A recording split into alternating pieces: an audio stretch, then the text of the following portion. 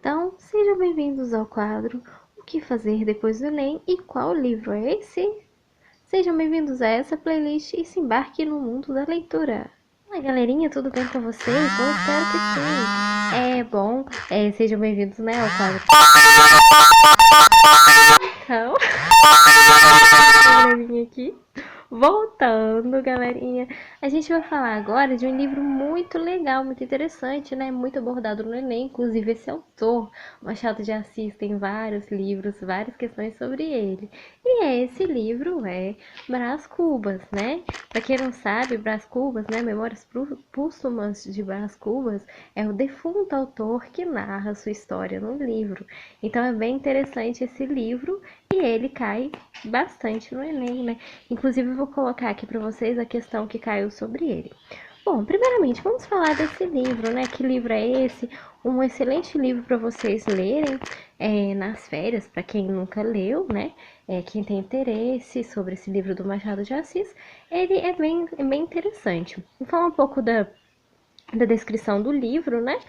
Desse autor do Machado de Assis. Na verdade, o assunto é morte e vida na literatura, né? O gênero, literatura experimental, humor, tipografia nacional. Aqui eu tô pegando dados para resumir para vocês do site Wikipédia, créditos ao site Wikipédia, mas quem já leu o livro já sabe, é só mais ou menos um resumo aí para vocês, para quem ainda não leu. É basicamente isso, né? No livro Memórias Póstumas de Brás Cubas, no caso é um romance, né, escrito por ele, Machado de Assis, né, gente? Ele tem também aquele livro A Causa Secreta, que depois eu vou falar com vocês também, que inclusive foi uma outra questão do Enem nas questões de linguagens, muito legal, muito interessante esse livro também. Mas aqui vamos falar sobre esse daí, Memórias Póstumas, porque muita gente citou ele em redação. Para quem não lembra, se vocês forem pegar as redações dos Enems passados, redações nota 1000, os modelos, inclusive tem até aí no site do G1, nos nossos vídeos, muita gente citou esse livro, né? Inclusive no tema sobre, se eu não me engano, sobre deficiência, né?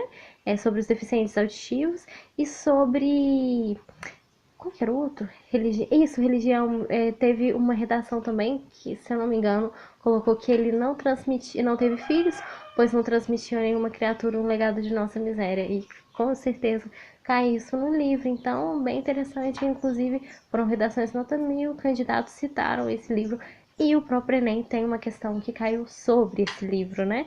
Então, o Machado de Assis está bem junto aí, né, nessa literatura aí, das questões de linguagem do Enem, né, cai bastante sobre ele. Resumindo, né, sobre o livro, foi desenvolvido no folhetim, né, de março a dezembro de 1881, Revista Brasileira. Aqui mais ou menos uma resumida, né, sobre o que ele fala.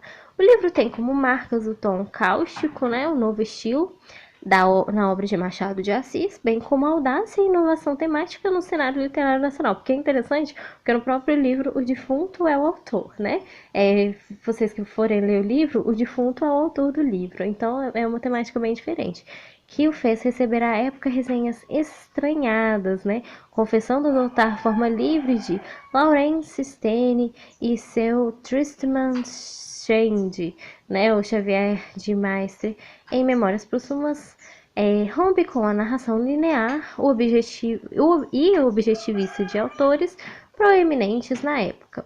Aqui tá falando sobre o resumo. Memórias Póstumas de Brás Cubas retrata a escravidão, as classes sociais, o cientificismo e o positivismo, de uma época chegando a criar, inclusive, uma nova filosofia, mais bem desenvolvida posteriormente em Quincas Borba, né, o humanitismo, né, sátira, a lei do mais forte. Críticos escrevem que, com esse romance, Machado de Assis procedeu elementos do modernismo e do realismo mágico de escritores como Jorge Luiz Borges e Júlio Cortázar. E, de fato, alguns autores chamam na primeira narrativa fantástica do Brasil. O livro influenciou escritores como John Bade Então aqui, né, Ciro dos Anjos, resumindo, né, é notado como uma das obras mais revolucionárias e inovadoras da literatura brasileira, mesmo depois de mais de um século de sua publicação. Inclusive, né, caiu até no próprio Enem. Original. Ainda tem recebido inúmeros estudos, interpretações e adaptações para diversas mídias, a traduções para outras línguas. Olha que interessante. Aqui, resumindo, basicamente o enredo do livro, sobre o que ele fala, né? Narrado em primeira pessoa, seu autor, né, como no caso Brás Cubas, que é o defunto autor. Sim, o defunto autor, ele narra o livro. Isto é, um homem que já morreu e que deseja escrever sua autobiografia, né? É interessante. Nascido numa típica família da elite carioca do século XIX, do túmulo, o morto escreve suas memórias póstumas, começando com uma dedicatória. É interessante a dedicatória, depois eu vou ler para vocês. Essa dedicatória que tá no livro, né? Ele já começa ao verme, né? Então é uma dedicatória bem interessante, né? Quando ele narra aí. É... Beleza, sua autobiografia, século XIX, tomou um morto, escreve, tá, dedicatória. Isso, já tá até aqui, ó. Ao verme que primeiro roeu as frias carnes do meu cadáver, dedico como saudosa lembrança essas memórias póstumas, ou seja, ele dedica as memórias ao verme. Então, é uma literatura bem interessante, né, esse livro. Seguida dedicatória no outro capítulo ao leitor. Aí tem a outra dedicatória. O próprio narrador explica o estilo de seu livro, enquanto o próximo óbito do autor começa realmente com a narrativa, explicando seus funerais, em seguida a causa mortes, uma pneumonia contraída enquanto inventava o emplastro, né? Brás Cubas, panaceia, medicamentos que foi sua última obsessão e que lhe garantiria a glória entre os homens. No capítulo 7º, né? O delírio narra o que aconteceu ao óbito, né? É interessante que ele vai narrar o que aconteceu aí, né? No século IX, transição, principiam propriamente as memórias. Brás Cubas começa revendo a própria infância de menino rico, mimado e endiabrado, né? Desde cedo ostentava o apelido de menino diabo e já dava mostras da índole perversa quebrando a cabeça das escravas quando não era atendido em algum querer ou montando num dos filhos dos escravos de sua casa, ou seja, ele era bem rebeldezinho e mimadinho, né? O moleque prudente que fazia cavalar, e o livro descreve tudo isso, tá, gente? Aos 17 anos, Brás Cubas apaixona por Marcela, amiga de rapazes de dinheiro, prostituta de luxo, um amor que durou 15 meses e 11 contos de réis, e que quase acabou com a fortuna da família. Então ele era bem, né, dá pra perceber, inclusive no livro vocês vão perceber como que era a vida dele. Mas tem uma polêmica aqui, inclusive cai numa questão do Enem, que é sobre a Virgília, né? Já vou falar pra vocês aí. Quem foi a Virgília, né? Ao fim de esquecer dessa decepção amorosa, o protagonista foi enviado a Coimbra, onde se formou em Direito, após alguns anos de Boêmia, desbravada, fazendo romantismo prático e liberalismo teórico. Retorna ao Rio de Janeiro por ocasião da morte da mãe, né? No caso, a mãe dele morre também. Depois de namorar inconsequentemente Eugênia, coxa de nascença, né? Que ela tinha uma deficiência, né? Filha de Dona Eusébia, amiga pobre da família, o pai planejava induzi-lo na política através do casamento e encaminha o relacionamento do filho com Virgília, filha de Conselheiro Dutra, né? Essa Virgília aí, né? Que é padrinho futuro genro. Porém, Virgília prefere casar-se com Lobo Neves. Ou seja, a Virgília aí vai ter uma participação, inclusive a questão do Enem cai sobre ela, né? Vocês vão ver o que vai acontecer aí no livro sobre ela. Também candidata a uma carreira política. Com a morte do pai, Brás Cubas instaura-se um conflito entre ele e sua irmã, Sabrina, casada com Coutrinho por conta da herança. Virgília, no caso é essa parte, olha só, quando Virgília reaparece, anunciada pelo primo Luiz Dutra, no caso ela casa-se com ele, né, com o Lobo Neves, aí o que acontece? Ela reencontra com Brás Cubas e eles se tornam amantes, vivendo no adultério a paixão que não tiveram quando noivos. Então, o que acontece, gente? Essa parte aí do livro narra sobre isso, né? Sobre os encontros adúlteros dele. Então, a Virgília foi um personagem bem destacado no livro também. Inclusive, cai uma questão do Enem que eu vou ler para vocês, que é exatamente essa que fala sobre a Virgília, né? Que teve um papel aí na vida dele, né? Bem destacado. Aí, o que que acontece, né?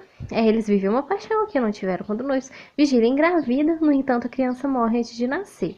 Para manter discreta sua relação amorosa, Brás Cubas corrompe Dona Plácida, que, por 5 contos de réis, aceita figurar-se como moradora de uma casinha, né? Na Comboa, né? Que, na verdade, não é nada disso, ela está sendo subornada por ele, né? Que na verdade serve de encontro para os amantes. Em seguida, segue o encontro do protagonista Quincas Borba, amigo de infância, e a que agora, miserável, lhe rouba o relógio. Devolve-lhe depois. Quincas Borba, filósofo doido, apresenta ao amigo o humanitismo. Beleza, né? Perseguem a celebridade, procurando uma vida menos tediosa. Brás Cubas torna-se deputado, enquanto Lobo Neves é nomeado presidente de uma nova província e parte com Virgílio para o norte, ou seja, né? Aí a Virgílio vai embora. Porquanto que termina a relação dos amantes.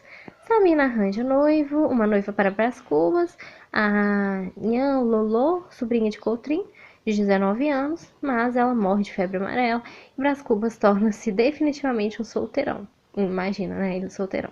Tenta ser ministro do Estado, mas fracassa. Funda o jornal de oposição e fracassa. Quincas Borba Daus. Então, na verdade, esse é bem um resumão mesmo da resenha do livro para vocês aqui, né? Quem for ler o livro, né, vai ver bem interessante.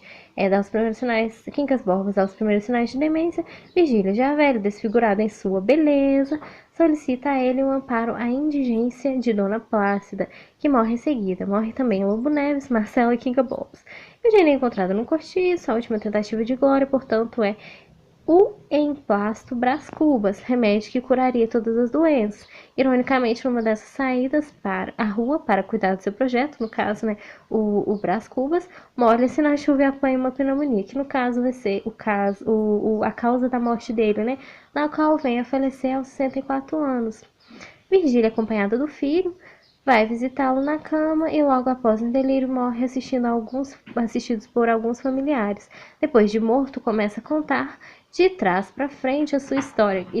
Essa que é a parte interessante do livro, né?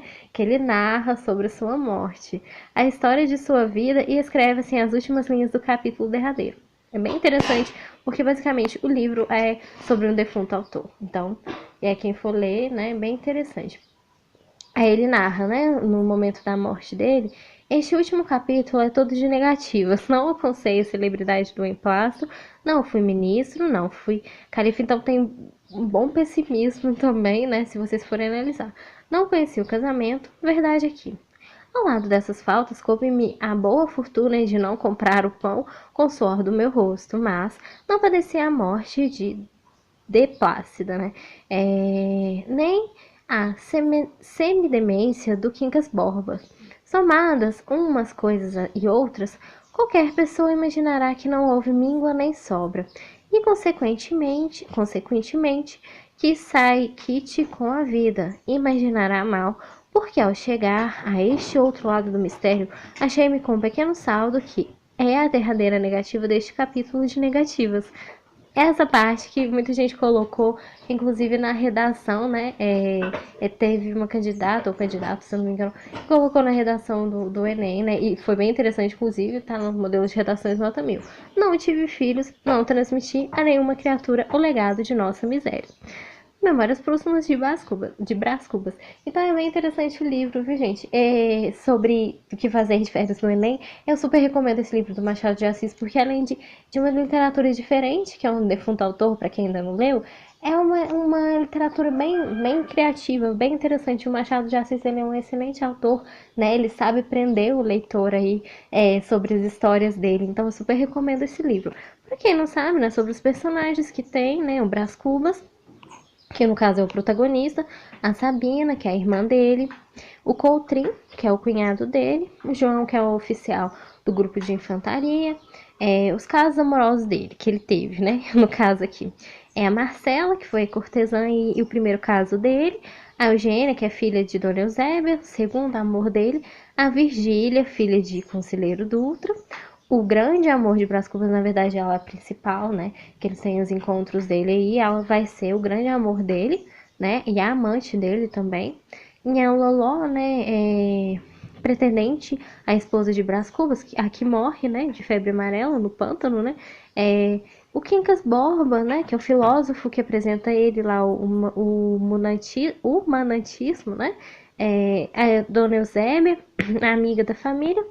Conselheiro Dutra, o homem, o político, né, o pai da Virgília.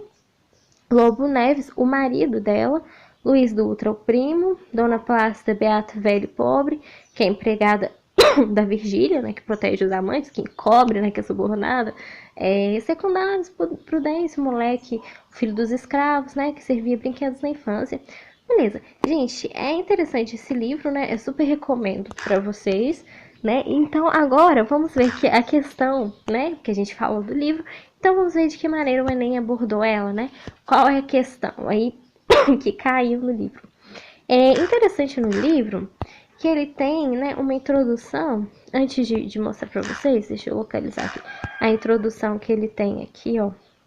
Bem bacana. Apesar da gente ler esse resumo aqui, vou ler para vocês a introdução. Quer ver? Capítulo 1. Essa introdução aqui dele, olha só. É interessante que já na introdução ele diz assim, ó. Ao verme, né? Ele faz uma dedicatória ao verme, né? Aquela parte que eu li para vocês. Ao verme que primeiro roeu as frias carnes do meu cadáver, dedico com saldos a lembrança a essas memórias póstumas, né? Aí ao leitor, aí tem essa parte aqui, ó, ao leitor, que no alto do principal dos seus livros confessasse Stendhal havê-lo escrito para 100 leitores, coisa é que admira e consterna. O que não admira, não provavelmente contestará. Aliás, contesta, desculpa, gente. Não contestará. É que este outro livro não tiver os 100 leitores. Deixa eu pausar aqui que eu vou um pequeno probleminha. Bom, galerinha, voltando aqui, né? No alto desses livros, o livro que não tiver 100 leitores de Stendhal, nem 50, nem 20, e quando muito, 10, talvez 5. Trata-se, na verdade, de uma obra difusa. No caso aqui ele faz, né, uma introdução ao leitor mesmo, né? É uma obra difusa na qual Brás Cubas se adotei a forma livre de um Stern, de um Lamb ou de um Maestre. Não sei se lhe meti algumas rabugens de pessimismo. Pode ser. Obra de finado. Escrevi, aqui no caso o Machado de Assis, ele tá falando, olha só que interessante. Escrevi com a pena da galhofa e a tinta da melancolia. E não é difícil atever o que poderá sair desse conúbio, né? Acresce que a gente grave achará no livro umas aparências de puro romance, ao passo que a gente frívola não achará nele o seu romance usual. E ei-lo aí fica privado da estima dos graves e do amor dos frívolos, que são as duas colunas máximas da opinião. Mas eu ainda espero angariar as simpatias da opinião, e o meio eficaz para isso é fugir a um prólogo explícito e longo. O melhor prólogo é que contém menos coisas, ou que as diz de um jeito obscuro truncado.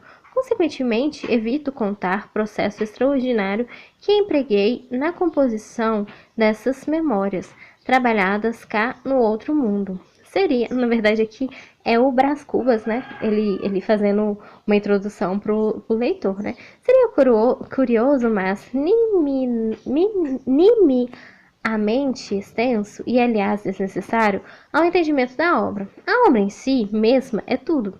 Se te agradar, fino leitor, pago-me da tarefa. Se te não agradar, pago-te um piparote, aliás. um piparote e adeus, Brás Cubas. Então, né, é interessante que ele conversa com o leitor, né? Essa parte é bem interessante aí, que o Machado, ele faz essa introdução aí. Bom, galerinha, aconselho vocês a lerem o livro, bem interessante. Agora, essa parte que eu achei mais interessante também, né, na introdução, que ele diz, né, ao verme que primeiro roeu as frias carnes do meu cadáver, dedico com saudosa lembrança essas memórias póstumas. Então, primeiro que ele dedica é ao verme que roeu a carne dele. Então, é uma literatura bem diferenciada mesmo. Vamos para a questão agora, né, para a questão que caiu no Enem sobre esse livro, né? Porque é bem interessante todas essas recomendações aí. Que livro é esse? É para vocês verem os livros que caem mesmo no Enem, para quem tiver interesse de ler. Vamos ver aqui a questão que caiu sobre o Brás Cubas.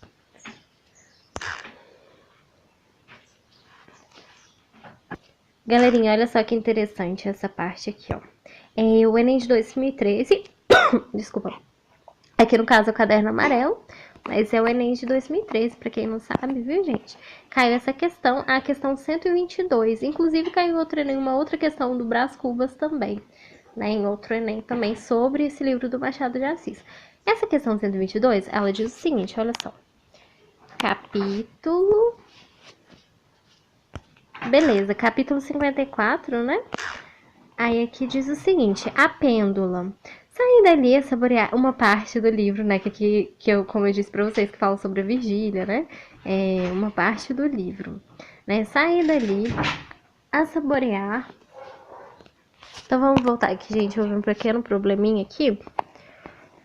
Beleza. Capítulo 54, a pêndula. Sair dali a saborear o beijo, não pude dormir. Estirei-me na cama, é certo, mas foi o mesmo que nada. Ouvi as horas todas da noite. Usualmente, quando perdia o sono, a bater a pêndula, fazia-me muito mal esse tic-tac soturno, vagaroso e seco. Parecia dizer a cada golpe que eu ia ter um instante a menos de vida. Imagina, então, o velho diabo sentado entre dois sacos, o da vida e o da morte, e a contá-los assim. Outras de menos, outras de menos, outras de menos, outras de menos. O mais singular é que, se o relógio parava, eu dava-lhe corda, para que não deixasse de bater nunca, e eu pudesse contar todos os meus instantes perdidos. Invenções há que se transformam ou acabam. As mesmas instituições morrem. O relógio é definitivo e perpétuo. O derradeiro homem, ao despedir-se do sol frio e gasto, há de ter um relógio na algibeira para saber a hora exata em que morre. Naquela noite não padeci essa triste sensação de enfado, mas outra e deleitosa. As fantasias tumultuavam-me cá dentro. Vinham umas sobre as outras, a semelhança de devotas que se abairoam, né? Para ver o anjo cantor das procissões. Não ouvia os instantes perdidos, mas muitos ganhados. Memórias próximas de Brás Cubas, né? No caso aqui do livro. Beleza, aí a pergunta diz o seguinte, olha só. O capítulo apresenta o instante em que Brás Cubas revive a sensação do beijo trocado com Virgília. No caso, a Virgília, né? A famosa Virgília, o grande amor dele, que eles eram amantes, tinham seus encontros adúlteros. Casada com Lobo Neves, né? Nesse contexto, a metáfora do relógio desconstrói esses certos paradigmas românticos. Por quê? Vamos ver aí se vocês vão acertar, né? Apesar dessa questão ser do Enem de 2002. Vamos ver aí se alguém acerta aí, né? Letra A. O narrador e Virgília não têm percepção do tempo. Inclusive, eu acho que já tem até essa questão aqui no canal também. Depois vocês dão uma olhada. O narrador e Virgília não tem percepção do tempo em seus encontros adúlteros. Bem, como defunto autor, Brás Cubas reconhece a inutilidade de tentar acompanhar o fluxo do tempo. C. Na contagem das horas, o narrador metaforiza o desejo de triunfar e acumular riquezas. Desculpa, gente. O relógio representa a materialização do tempo e redireciona o comportamento idealista de Brás Cubas, ou o narrador compara a duração do sabor de um beijo à perpetuidade do relógio. Vamos ver se vocês vão acertar aí, né? Quem quiser tentar fazer também essa questão 122, do Enem de 2013. Pause o vídeo aí, vamos ver se vocês também vão acertar. Bom, galerinha, deixa eu falar com vocês. Para quem marcou aí a letra D, parabéns, vocês acertaram.